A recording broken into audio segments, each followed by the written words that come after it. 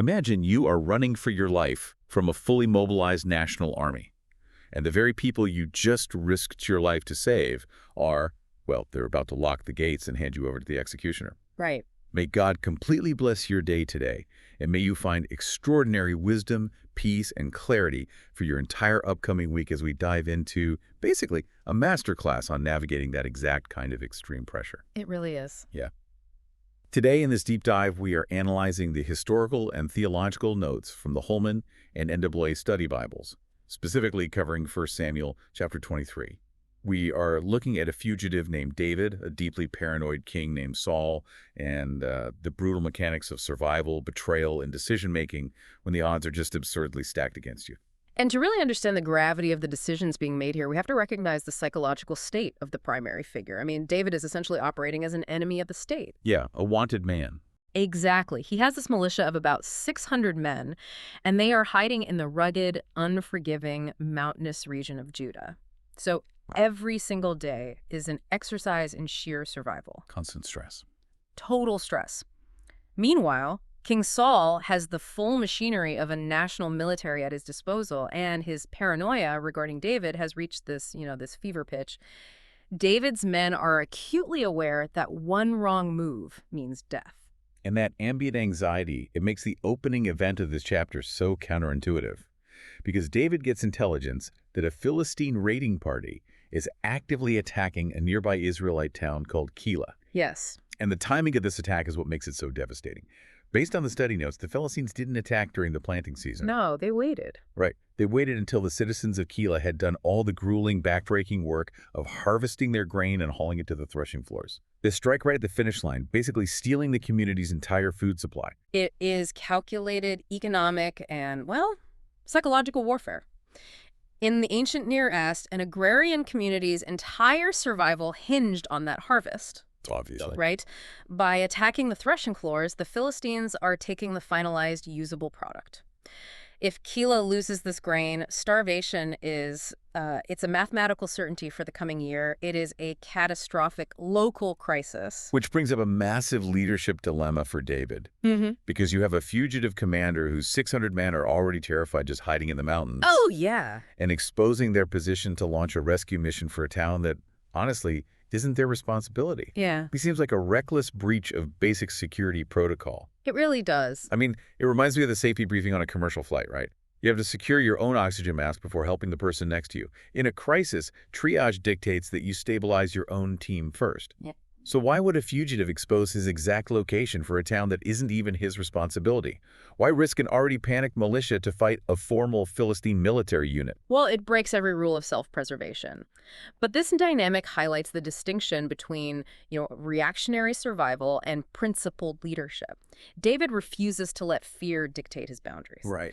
However, he is also not acting on reckless heroism. He consults divine guidance before making a move, and what really reveals the depth of his leadership is that he actually consults God twice. And that second inquiry isn't for his own clarity, though, is it? No, it's strategic reassurance for his team, because his men explicitly voice their paralysis, essentially saying, like, we're terrified just sitting here in Judah, and you want us to march into open combat with the Philistine squadrons. Exactly. David knows that demanding blind obedience from a terrified crew is just a recipe for mutiny. Yeah. He needs that second definitive confirmation to anchor his men. So he secures the divine green light, reorganizes his force, and they march the 3 miles south to Keilah. Which amazingly works out. The resulting battle is a decisive victory. David's forces not only neutralize the Philistine threat, but they also seize the enemy's livestock. Which is huge. It is. It's a crucial logistical victory, providing a massive, unexpected food supply for his 600 men, while simultaneously saving the town of Keilah from impending starvation. It's a brilliant tactical and moral victory. It really is a high point. But you would assume that kind of rescue cements an unbreakable alliance, right? I mean, you save my city from starvation, I provide you with a safe harbor. That is the fundamental social contract. You would think so. Yeah, but the narrative abruptly shifts from heroics to the dark reality of political survival. Intelligence reaches King Saul that David is now operating out of Keilah. In Saul's reaction, it really reveals the depths of his deteriorating psychology. Rather than being threatened by David's victory, Saul rejoices. Wow. Yeah, because Keilah is a fortified city with heavy physical gates and iron bars.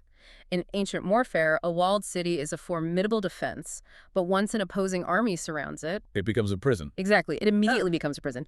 Saul views the geography of Keilah not as a fortress for David, but as a cage. And Saul's logic here is chilling. The notes point out how he essentially claims that God has delivered David into his hands because of this geographical setup. Right. We see this cognitive dissonance all the time, where a person engaged in toxic or destructive behavior seizes on a random circumstance and interprets it as validation for their actions. Oh, absolutely. Saul is orchestrating the murder of an innocent man, Yeah. yet he twists a structural reality, a town having gates, into like divine endorsement of his paranoia. It is the ultimate confirmation bias wrapped in religious entitlement.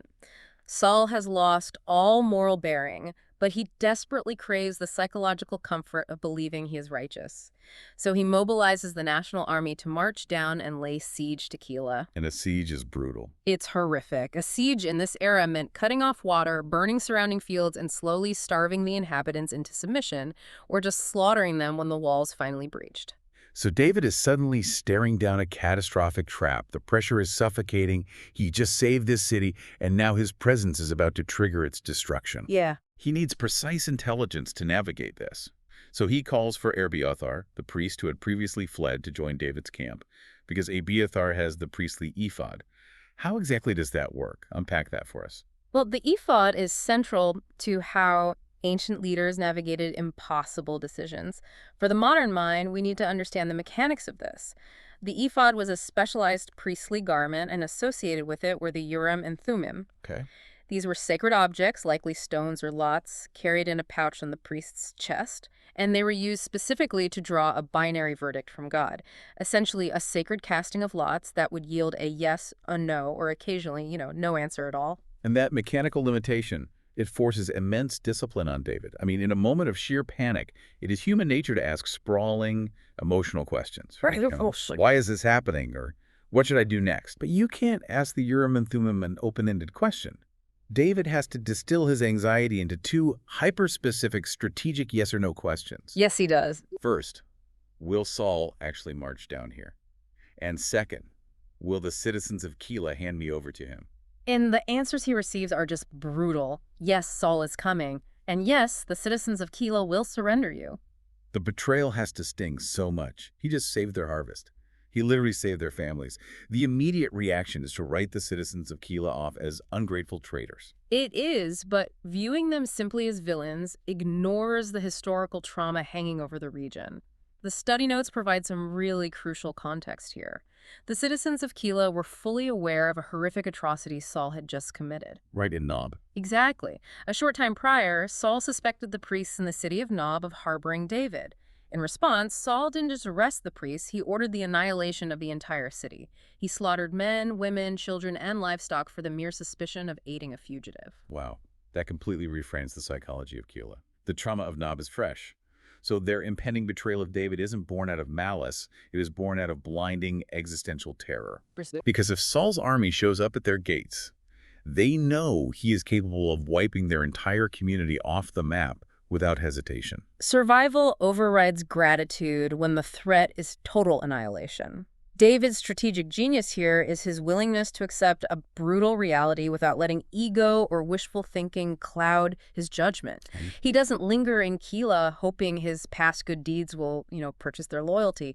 He asks the hard questions, accepts the painful answers, and immediately evacuates his 600 men before those gates can swing shut.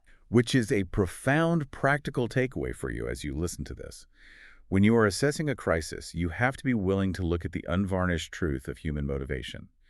Relying on the assumption that people will do the right thing when their own livelihoods or lives are on the line is a dangerous strategy. It really is. David calculates the reality of their fear, packs up his militia, and scatters. So where do they go? Well, they move back into the wilderness, specifically relocating to the rugged, heavily forested region of Ziph, which sits about 4.5 miles southeast of Hebron. And this shift in geography brings us to a fascinating conceptual transition.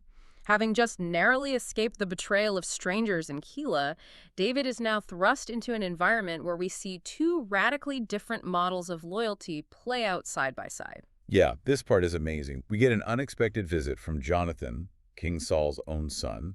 Jonathan secretly navigates into the heavily wooded area of Horesh just to locate David's camp. Right.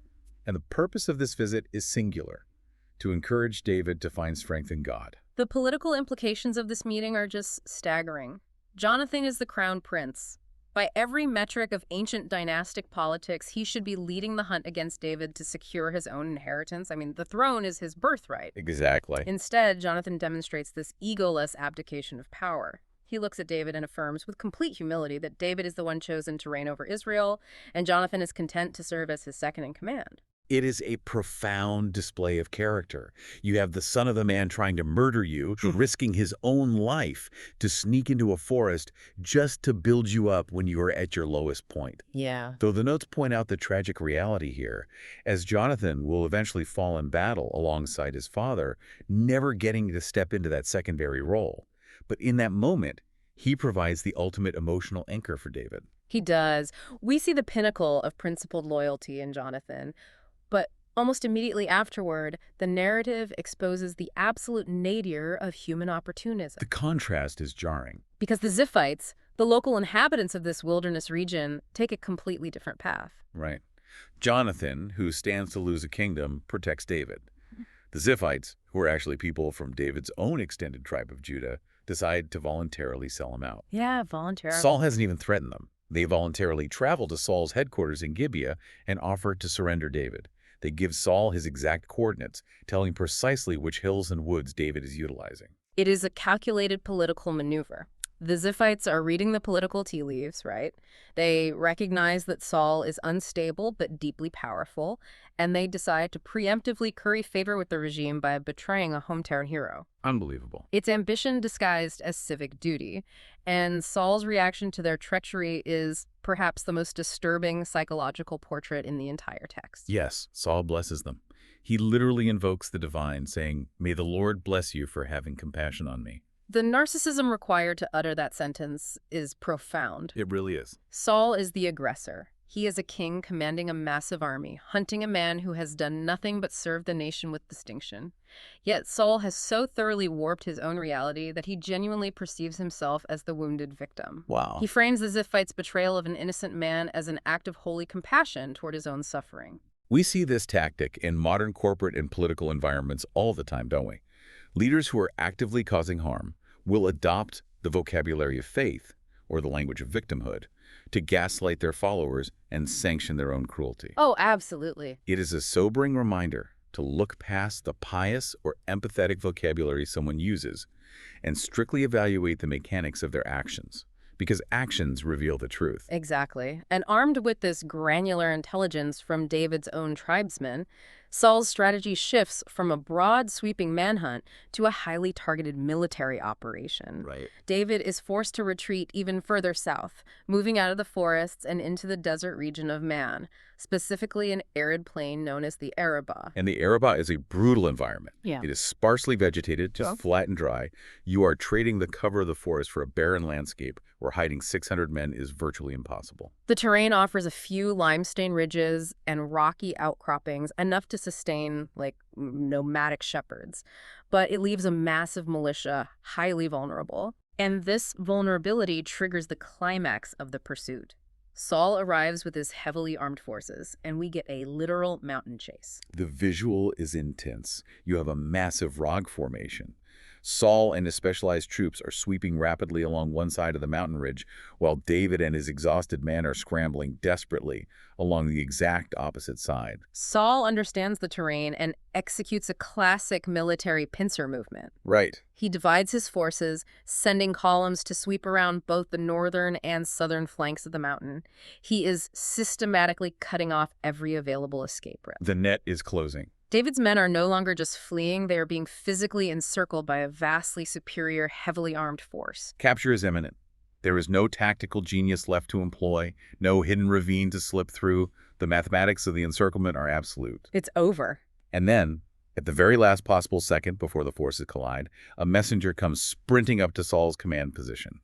The messenger brings urgent intelligence. The Philistines are raiding the land. The domestic manhunt suddenly crashes into a national security crisis. Yes. Saul is forced to make an immediate strategic calculation. He has to halt the encirclement, recall his flanking units, turn his entire army around, and abandon the pursuit of David to address the foreign invasion. I have to pause on the mechanics of that moment. Yeah. Because if I am watching this sequence unfold in a movie, the protagonist is completely trapped, the villain has won, and suddenly a random messenger runs in from off-screen to call the villain away, Yeah. I would criticize that as incredibly lazy screenwriting. Oh, for sure. It feels like a total coincidence, a cheap plot device. Yeah. How does the ancient text and the historical theology surrounding it view this sudden, unbelievable interruption? Well, a modern reader naturally defaults to viewing sudden disruptions as random chance or, coincidence. But the historical and theological framework of the text interprets this event entirely through the lens of divine providence. What appears to be a massive geopolitical coincidence, a Philistine raid happening at the precise minute David is about to be captured, is understood as the invisible, highly coordinated hand of God intervening in human history. The irony is rich. The very enemy that David was fighting at the beginning of the chapter, the Philistines, the ones looting the grain in Keilah and caused the initial crisis, they become the unwitting instruments of his salvation at the end of the chapter. Amazing. God utilizes the aggression of a pagan army to force Saul to break off his attack. The very thing that threatened the region becomes the mechanism of deliverance. And because of this profound last-second escape, that specific geographical rock formation receives a permanent historical name. They call it Selah Hamalekov. Which translates to the rock of escaping, right? Or the rock of division. Exactly, because it marks the exact geographical point where Saul's army was divided from David's men and where David miraculously slipped through the closing net. Following this reprieve, David relocates his forces eastward to En-Gedi, which is a lush, freshwater oasis with extensive cave systems located near the Dead Sea, finally providing his men with the shelter and physical rest they so desperately need. The narrative arc here is breathtaking.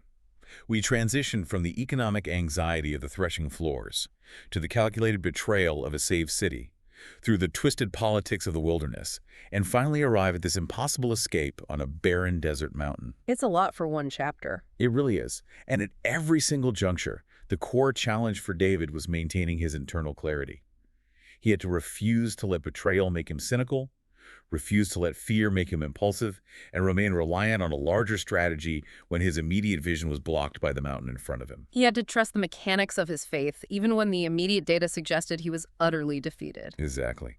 As we wrap up this deep dive into the sources, I want to leave you with a final concept to mull over regarding the Philistine raids in your own life. Think about those sudden, chaotic interruptions you face, the massive inconveniences that completely derail your carefully laid plans, the disruptions that make you throw your hands up in frustration because they seem to ruin your day or your week. We are so conditioned to view those disruptions as purely negative forces, as obstacles to our progress. But consider the alternative perspective we just witnessed in the desert of Maon. What if those disruptions aren't disasters at all? What if those chaotic, infuriating interruptions are actually the very things pulling you out of a trap you didn't even know you were in? That's a profound way to look at it. Sometimes the unexpected crisis that ruins your immediate plans is the exact mechanism that saves you from a much larger catastrophe. It is a powerful lens through which to view the unexpected obstacles in front of you this week. A vital reframing of how we experience adversity. Thank you for joining us as we unpack these profound historical insights. It has been a privilege to explore this with you. God bless us all the listeners.